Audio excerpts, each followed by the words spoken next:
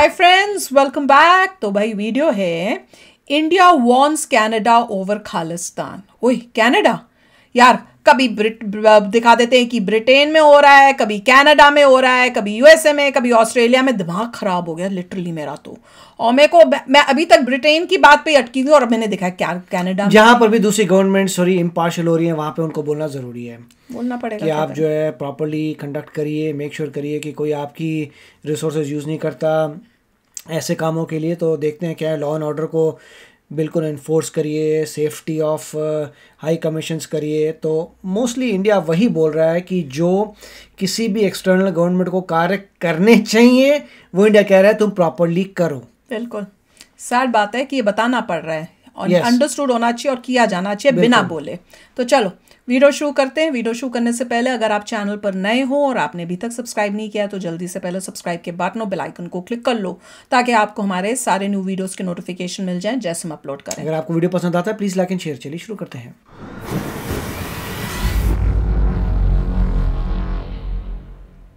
झंडा हिला के स्वागत करना मेजर का।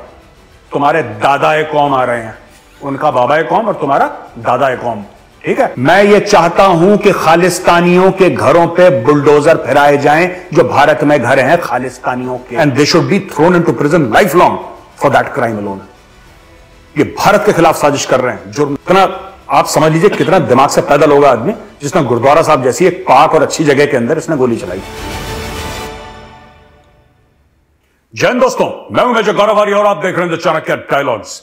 इस वीडियो को लाइक करिए, हमारे चैनल को सब्सक्राइब करिए और बेल आइकन दबाना बिल्कुल भी मत भूलिएगा।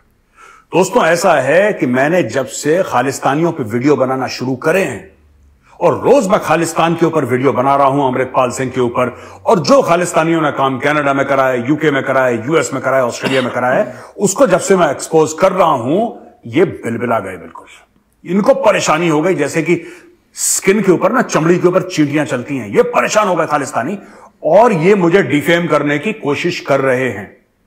मैंने आपको कल बताया था ना इंस्टाग्राम का सो कॉल्ड सिख कैलेंडर, जिसमें कह रहा था कि ये घर तोड़ दो, मेजर कह रहा है सिखों के घर तो, ये सब बकवास। अब ये है जस ओबरॉय नाम का नॉन खालिस्तानी, नॉन इस देश का गद्दार, नॉन गद्दार। ये क्या कहता है ये देखिए, मैं पढ़ता हूं और स्क्रीन पे एडिटर साहब जरा इनका लगाइए ट्विटर हैंडल। ये कहते हैं in one video he both praises the government's action on Muslims. He यानी कि मेरे लिए कह रहे हैं, he praises the government action on Muslims and prescribes the same to be done against Sikhs. Imagine the hate with which he operated when he was serving in the army as a major. तो जस ओबरॉय एक बात सुन लो और सारे के सारे खालिस्तानी तुम एक बात सुन लो। पहली बात, सिखों के लिए मेरे दिल में जितना प्यार, जितनी इज्जत है, उतनी शायद तुम, जो कि तुम झूठे सिख हो खालिस्तानी, तुम सच्चे सिख नहीं हो, तुम झूठे हो, तुम फ्रॉड हो, 420 मक्कार हो, तुम कभी सोच भी नहीं सकते। तुम खालिस्तानी तो वो हो जो गुरुद्वारा साहब के ऊपर अटैक करते हैं। तुम खालिस्तानी तो वो हो जो अमेरिका में गुरुद्वारा साहब के अंदर गोलियां चलाते हैं। यह है तुम्हारी औकात और तुम मुझे कह रहे हो, मेरे वीडियो के टुकड़े निकाल निकाल के एडिट करके पेश कर रहे हो कि देखो ये देखो क्या है, इसने मुसलमानों के भी जब घर टूटे थे बुलडोजर से तो ये इसने सपोर्ट करा था, अब ये कह रहा है वही चीज सिखों के ऊपर। अरे बेवकूफों, शेख रशीद की औलादों, शेख रशीद वो पाकिस्तान वाला, पाव किलो का न्यूक्लियर बम, वो वाला, उसकी Khalistanis are directly descended from Sheikh Rashid. उनका दिमाग उतना ही है शेख रशीद जितना।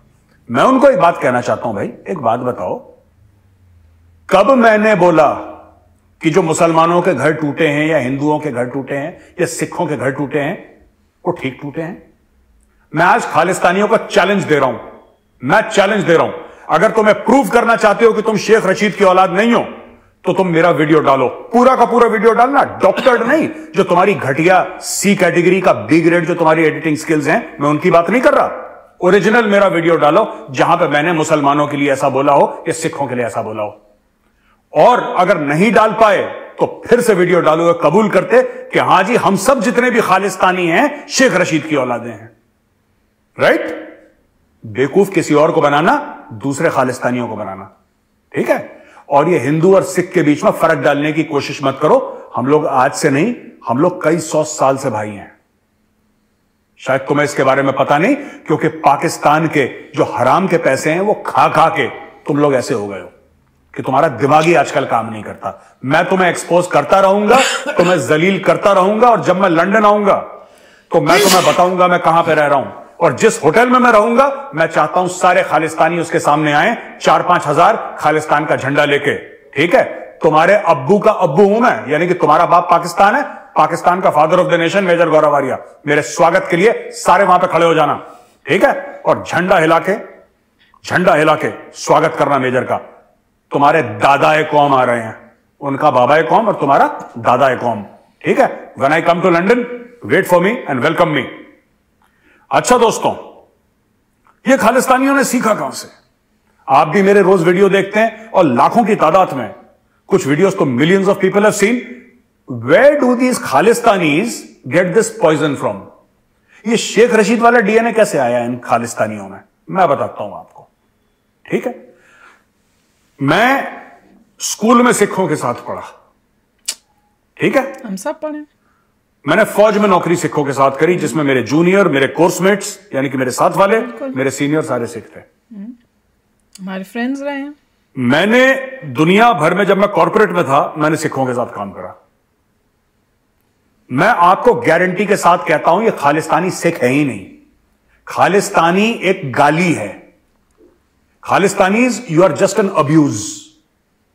जैसे लोग गंदी गंदी गाली देते हैं, तुम भी एक गंदी गाली हो, और तुम्हारा सिखों से और सिख धर्म से 1 रुपए का भी कुछ लेना देना नहीं है। तो भगवान के लिए, वैसे तुम किसी भगवान को मानते नहीं हो, you are godless atheists, but ठीक है, कोई बात नहीं, it's not bad to be an atheist, but it's bad to be a Khalistani.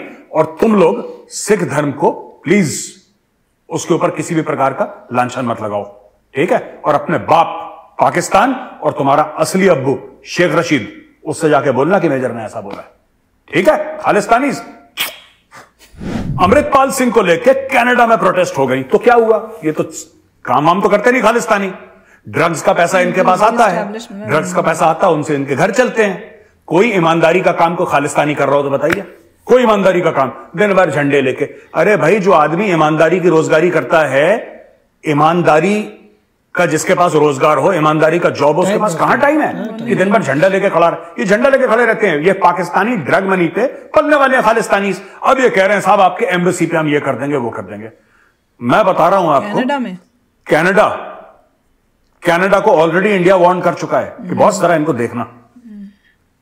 और तुम खालिस्तानियों की चूड़ियां कसना हमें आता है बेटा, तुम्हारी चूड़ियां कसना हमें आता है, और तुम्हारी ऐसी चूड़ियां कसेंगे ना। मैंने कल हिंट भी दिया था, मैं खुल के नहीं बोलना चाहता, क्योंकि जिसके पास ये पहुंचना था उसके पास पहुंच गया है, राइट। एक बात ध्यान रखना, you have properties in India and that property has been bought with terror money. मैं आज तुम्हारे मुंह पर बोल रहा हूं खालिस्तानियों, जो खालिस्तानियों ने इंडिया में प्रॉपर्टी ले रखी हैं, that is terror money and it will be marked as such. मैं ये चाहता हूं कि खालिस्तानियों के घरों पे बुलडोजर फिराए जाएं, जो भारत में घर हैं खालिस्तानियों के। अब करो इस क्लिप को वायरल, करो।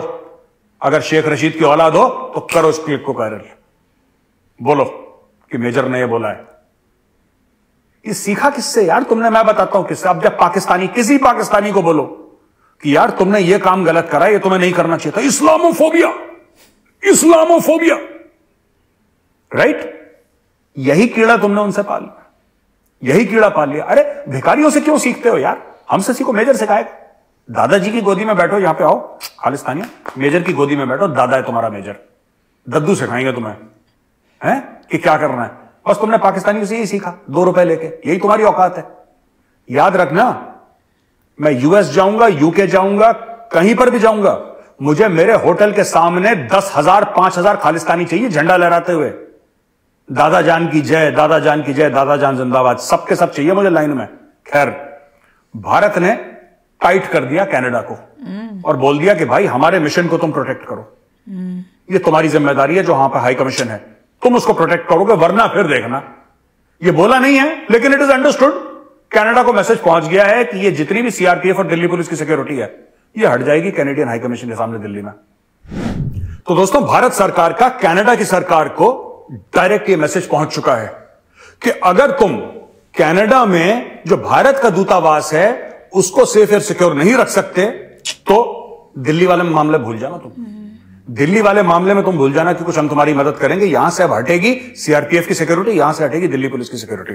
फिर जो हजूम आएगा ना वीजा लेने के लिए, इट डज नॉट मैटर कि तुमने अपना वीजा आउटसोर्स करा है। जब लोग घुसेंगे एम्बेसी के अंदर, then don't blame anybody else, because you are to blame.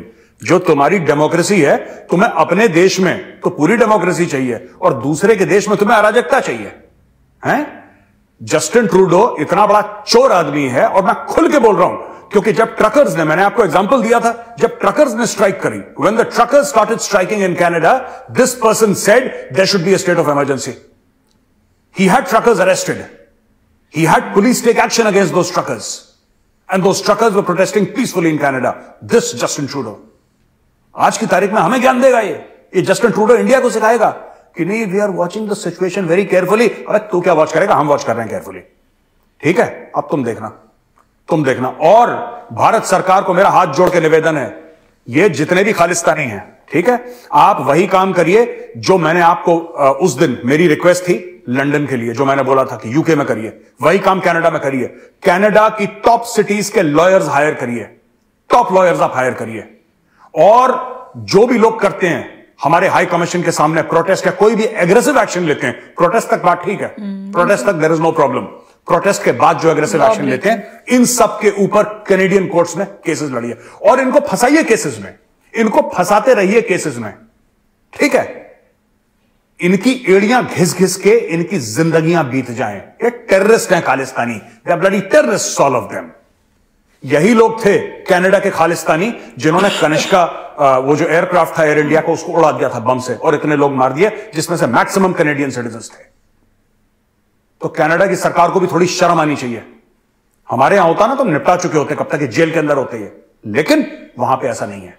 वहां पे ठीक है, आओ मारो, डेमोक्रेसी है, सबको मारो। हाँ, जब तक काले और भूरे का खून बहे तब तक ठीक है। जिस दिन गोरे को खरोच आ गई उस दिन, oh my God, this is a matter of national security है। पूरा इराक साफ कर दिया, माथे पे शिकन नहीं आई। पूरा अफगानिस्तान साफ कर दिया, माथे पे शिकन नहीं आई, ठीक है? लेकिन जो तुम्हारे असली दोस्त थे उनके खिलाफ कोई एक्शन नहीं लिया। मैं अमेरिका की बात कर रहा हूं। 9/11 जो तुम लोगों ने, जब हुआ था 9/11, बड़ी very unfortunate terror attack which happened, 3,000 people were killed. What was Iraq's fault? What was Iraq's fault? What was Afghanistan's fault? You invaded 2 countries and you wiped out entire populations. और आप लोग सिखाते हैं, कहते हैं we are keeping a close eye on India. You are keeping a close eye on India. You're war criminals. US बोल रहे हैं। तुम्हारी क्या औकात है कि तुम हमारे ऊपर क्लोज आई रखो? क्लोज आई तो हम रखेंगे तुम्हारे ऊपर। अब देखिए, इंडिया ने कनाडा को बोल दिया है कि arrest and prosecute those threatening diplomatic missions. मैं फिर गवर्नमेंट ऑफ इंडिया से कहता हूं, कैनेडियन सरकार जो करेगी, आप अपना एक इकोसिस्टम तैयार करिए कनाडा में। इंडिया के पास 2 चीजें हैं। नंबर 1, डिप्लोमेटिक हेफ्ट, ठीक है, जबरदस्त डिप्लोमेटिक हेफ्ट। और number 2, what India has is lots of money. You should use both diplomacy and money to corner these Khalistani rats and make sure. ये खालिस्तानियों का सबसे बड़ा जुर्म क्या है मैं आपको बताता हूं। सबसे बड़ा जुर्म यह है कि सिख धर्म को ये लोग बदनाम कर रहे हैं। इनका सबसे बड़ा जुर्म है, and they should be thrown into prison life long for that crime alone. ये भारत के खिलाफ साजिश कर रहे हैं, जुर्म number 2। Number 3, they are criminals and terrorists who are roaming around freely. इनके गले से पता नहीं किस बेवकूफ ने पट्टा खोल दिया है कि भौंकते रहते हैं और काटते रहते हैं सबको। ये इनका तीसरा सबसे बड़ा जुर्म है, and they should be held to account. And don't just request the Canadian authorities. As I said, build up your own ecosystem. Build up your own ecosystem in Canada. ठीक है? आपके हाई कमीशन, आपके consulates के सामने आपकी private security होनी चाहिए, आपकी गवर्नमेंट की। There should be Indian soldiers with weapons there, standing. जो आता है, if he tries to forcefully enter, वहां पे आप बड़े बड़े बोर्ड लिखिए, वहां पे लगवाइए और बोलिए, trespassers will be shot. Simple सी बात है, trespassers will be shot. This is Indian sovereign territory. अगर तुम घुसने की कोशिश करोगे तो ठोक दिए जाओगे वहीं पे। Situation is getting worst. बहुत सैड सिचुएशन है कि कंट्रीज जो हैं जिनको सपोर्ट करना चाहिए इंडिया का, उनको ऐसा लग रहा है इंडिया को वो उस टाइप का सपोर्ट नहीं दे रही, रिस्पॉन्स नहीं आ रहा इंडिया के पास। अब जैसे बता रहे हैं, पहले ब्रिटेन का बता दिया, यूके का बता दिया कि सिचुएशन कैसी थी, उसकी वजह से हमें जो है यूके की वहाँ से सिक्योरिटी दिल्ली में हटानी पड़ी थी। फिर यहाँ तक उनको करना पड़ा कि भैया हम टॉयलेट बना देंगे तुम्हारे उसके सामने ताकि पब्लिक आए। अब इतने स्टेप्स लेने के बाद अब नेक्स्ट अब पता चल रहा है कि कनाडा में भी यही हो रहा है। अब कनाडा को भी वार्निंग जा रही है कि अगर तुमने वहाँ पे सिक्योरिटी नहीं दी तो फिर हम दिल्ली में भी तुम्हारी वहाँ से सिक्योरिटी हटा देंगे। तो भैया करना तो पड़ेगा। देखो every person has to fight their own battles, उसी तरह से India has to fight the battle. और ये एक नेशनल सिक्योरिटी की बात है, अपनी कंट्री की बात है। देखिए पॉइंट ये है कि अगर किसी को भी अगर ट्रूली खालिस्तान चाहिए तो उसे ऑपरेशन करना पड़ेगा इंडिया में। बिल्कुल। बाहर अगर आप जाते हैं और दूसरे देशों में शोर मचाते हैं, लॉ एंड ऑर्डर ब्रेक करते हैं, तो वो कंट्री आप पे लॉ एंड ऑर्डर का एक्शन लेगी। तो अगर यूएस में करते हैं तो यूएस ने एक्शन लिया, कनाडा में करें कनाडा को, कि कोई भी गवर्नमेंट ये नहीं दिखा सकती कि हमारे यहाँ पे लॉ एंड ऑर्डर की प्रॉब्लम है। तो आप कैसे एडवांस नेशन है जब आपके यहाँ लॉ एंड ऑर्डर की प्रॉब्लम आ रही है। तो दूसरी कंट्रीज़ में बवाल बनाने से किसी को फ़र्क नहीं पड़ता, बनाइए बवाल, वो कंट्री आपको लॉ एंड ऑर्डर बंद करेगी। अगर वाकई ज़िंदगी में कुछ अचीव करना होता है वो आपको इंडिया में जाके करना है, वो आप कर नहीं सकते क्योंकि अमृतपाल जी भाग रहे हैं। तो मतलब सब तरीके से मेरे ख्याल से सब तरफ से सब कवर्ड हो चुका है। और इसमें इंडिया जैसे से पावरफुल हो रहा है, इंडिया ने सबको समझाया है, देखो भैया लॉ एंड ऑर्डर तुम्हें करना पड़ेगा, हमारी एम्बेसीज सुरक्षित तुम्हें करनी पड़ेंगी।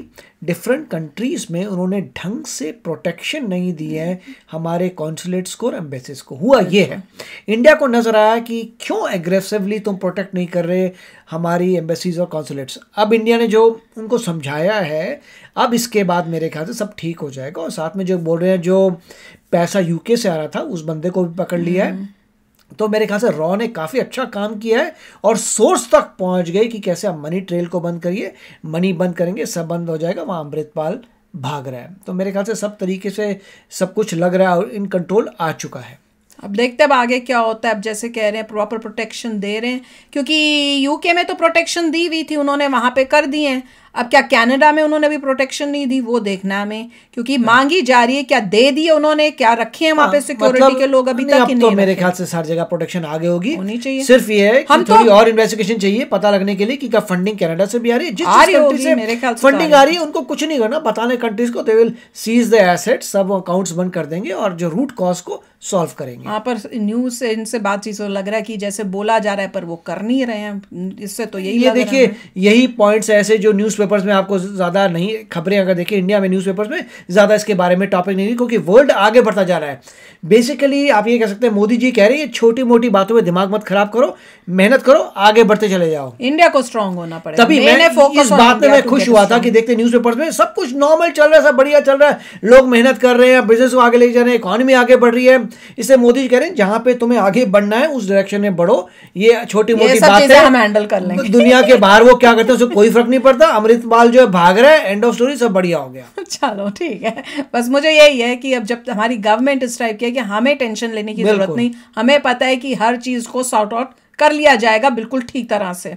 तो चलो फ्रेंड्स, आप भी शेयर करना अपने कमेंट्स। चलते हैं, मिलेंगे नेक्स्ट वीडियो में बहुत ही जल्द। Till then take care and bye bye. तो अगर आप मेरे इस चैनल पे नए हो तो जल्दी से सब्सक्राइब के बटन को हिट करो और बेल आइकन को क्लिक करो ताकि आपको मेरा जब नया वीडियो मैं लगाऊं आपको उसके बारे में जल्दी से पता चल जाए।